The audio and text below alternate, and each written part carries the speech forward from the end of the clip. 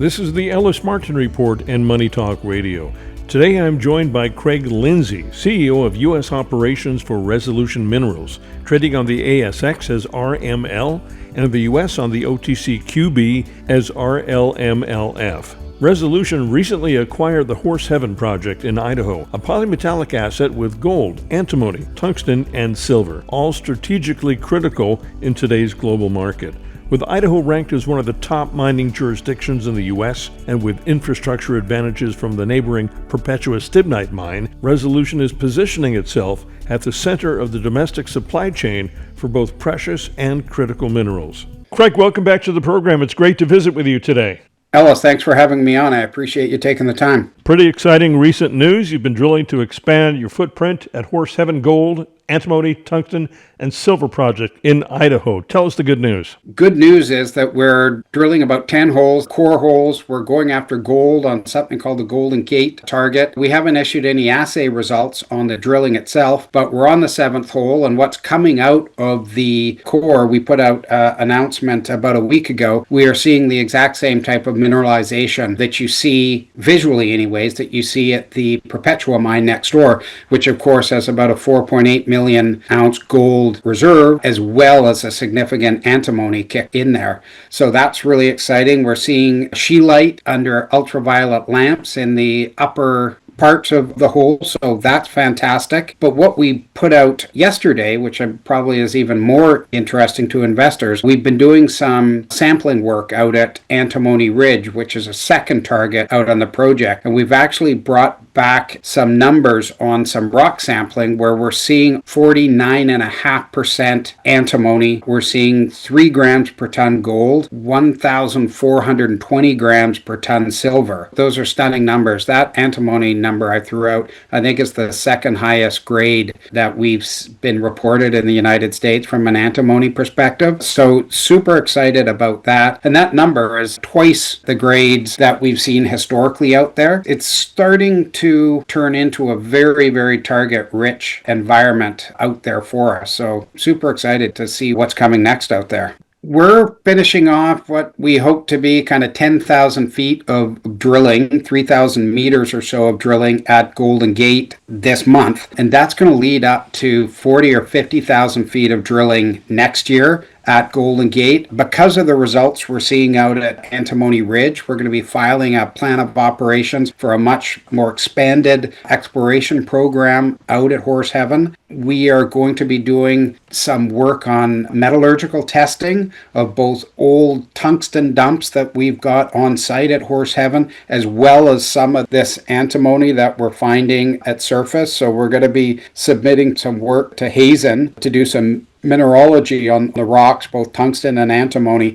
and then start looking at how do we process this stuff. Sounds like it's an aggressive step to take, but we're really looking to kind of fast track this story and get it on a production path rather than just doing exploration drilling. And this is really coming on the U.S. government's focus on developing domestic supplies of critical metals. And antimony and tungsten are on that list. Gold and silver on that list as well, probably lower down in terms of importance. But the U.S. government, as you know, just taking a step back, it's kind of interesting. The U.S. government is not just looking for domestic supplies, but you've probably seen they're out in places like Greenland. They're doing stuff in the Ukraine. They've recently announced kind of a cooperation agreement with the Congolese government to start looking for and developing access to critical metals outside of the U.S., but domestic supplies are really a big focus of the government. Under the recent Big Beautiful Bill, $6 billion is going into domestic activities in critical metals, and that's everything from greenfield exploration, kind of like what we're doing at Horse Heaven and through our company, Resolution Minerals, up to the recycling of this stuff. So it's an exciting time. We're in the right place at the right time. Gold is, as you know, it's 3,600 an ounce. Silver's at 42. Your listeners may not know that 2 years ago, antimony is trading at $10,000 a ton. Antimony trioxide, right now, it's trading at 35,000 US dollars a ton. So we're kind of hitting the triple crown with gold, silver, and antimony. And then I've talked about this tungsten story, and our project is a past producer of tungsten. It's a past producer of antimony. It's a big footprint. It's 14,000 acres, Ellis. We own 100% of the project. So we're running around like a one-armed paper hanger, as my dad used to say. There's just a lot of opportunities, and we're working hard to advance this story aggressively on the heels of this interest in critical metals. I'm going to circle back to something we discussed just a few minutes ago, and that's the very high-grade antimony. It's been suggested by a gentleman named Steve Promnitz that very high-grade antimony can be amenable to direct shipping or with limited processing, which is always an issue with regard to critical minerals in the U.S. Yes, we have them, but refining them and processing them can be an issue. How realistic is that at Antimony Ridge, and what specs would buyers require, let's say the federal government? Well, that's a good question. I'm going to answer it in a little bit of a different way and look at the historical mining that's gone on at our project historically. And we're talking about First World War, Second World War, right through to the 50s in the Korean War. There was a direct shipping of high-grade antimony ore from Horse Heaven, and it was processed off-site. So we believe the antimony was processed at the old ASARCO facility in Salt Lake City. So there was no processing on-site of antimony. It was all shipped off-site, and you could do that because of the high-grade nature of that ore. It is a potential opportunity, absolutely, for sure. And I think that's probably, if I was the U.S. government and I was looking for near-term sources where you didn't have to build a $2 billion processing facility on site, I think some of this direct shipping is something I would look at to start getting a base hit here in terms of demonstrating the United States' ability to produce antimony domestically. So have they been knocking on your door? Have you seen anybody step into Idaho from Washington? The U.S. government has supported Perpetua next door because Perpetua is going to be meeting about 35% of the United States antimony supply over the first kind of 4 or 5 years of production from that mine. So yes, I think the U.S. government is looking at Idaho as a potential source for critical metals, not just antimony, but tungsten, there's cobalt, there's molybdenum. So yes, the U.S. government is going to has their eyes on Idaho. That's an interesting question, Ellis, and I don't know where we'll get with this, but we're working with a group called Thorn Run Partners, which is a top 10 lobbyist firm out of Washington, and there's a process that we are going through where we will be introducing our story to the Idaho delegation in Congress, looking for some support from them for our project, at least make them aware of what we've got and where this project is going. And then we'll be knocking on the doors of the Department of Defense, Department of Energy, and ultimately hoping to get some interest from them and putting to application for some non-dilutive financing to help advance our project. I think there are a lot of companies out there that have the same idea, and there is only a $6 billion bucket of money, which sounds like a lot, but there's lots of people knocking on that door. So we will have to develop a compelling story to get the interest of both the Idaho delegation as well as the Department of Defense in what we're doing. But we're certainly going to go down that path and bloody our knuckles knocking on doors and seeing where we get with that. Well, Money Talk Radio, and therefore this story airs frequently out of West Palm Beach, South Florida, so hopefully eyes and ears around that specific area. I think you know who I'm referring to, and those folks certainly have a desire to propagate everything we've discussed, and hopefully that story has legs and ears right here in Florida. You recently listed, Craig, on the OTCQB to broaden your U.S. investor access. What kind of feedback are you getting after this short time? It's been positive. We're starting to generate a little bit more liquidity on the OTC market. We've had great liquidity. I think we traded 25 million shares in Australia yesterday.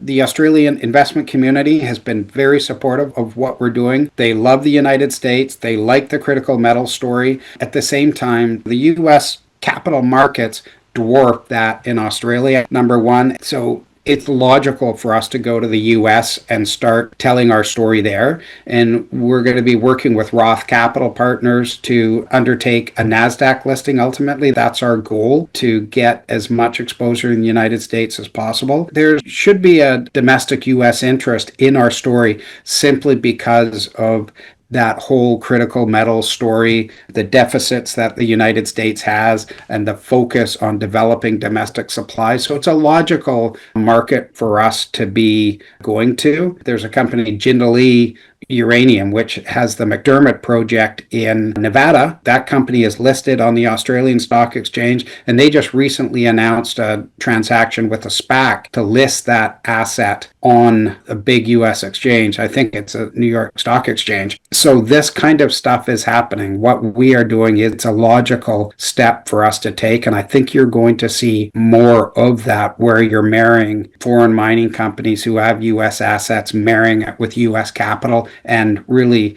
Americanizing those stories. And I just think it's a logical step. To that point, I'm covering several Australian companies with American assets in California and in Idaho. What is it about that particular country that makes it so active in the financial world and as far as exploration, development, and production in the U.S.? Well, I guess, firstly, they've got a system in Australia where Australian citizens, a certain portion of their earnings go straight into their version of an IRA type account. And so there's capital going into those accounts every single month. And they love investing in junior stocks. They love mining. Australia is a mining centric company. They're very, very uniquely proud of the mining community. They really wear it on their sleeves, which is wonderful to see. So they like these type of investments. They like investing globally. I mean, it's a resource-rich country, but they like investing globally. And the United States, they like it because it's got a great reputation from a permitting point of view, from a geopolitical risk point of view, and there's just from a thematic point of view. And I'm talking about going back to this whole story of developing domestic sources of supply. So a couple of the reasons that have drawn Australian companies to the U.S. market. When can we expect to speak again? What have you got coming up in the near future? Well, we've got our first couple of holes in to ALS for assay as of the end of last week. So I think we'll start having drill results out in, subject to how quick the labs move, but probably in between 4 and 6 weeks, we're going to get some drill news out. It does look very promising what we're seeing. So I'm hoping to come back to you in 4 to 6 weeks with positive initial drill news, and you'll see a flow of drill news through the fall from Resolution. Well, Craig, it's always great to speak with you. I look forward to visiting with you in Idaho very soon. Thanks so much for joining me today in the program. Appreciate you taking the time, Ellis. Great to see you. I've been speaking with Craig Lindsay, CEO of U.S. Operations for Resolution Minerals, trading on the ASX as RML and in the U.S. on the OTCQB as RLMLF. To learn more about the company and its flagship Horse Heaven project in Idaho, visit resolutionminerals.com. Craig, thanks for joining me today. We'll be following your progress closely here on the Ellis Martin Report and Money Talk Radio. Hey, really appreciate you having me, Ellis, and it's great to reconnect. Fantastic to chat with you.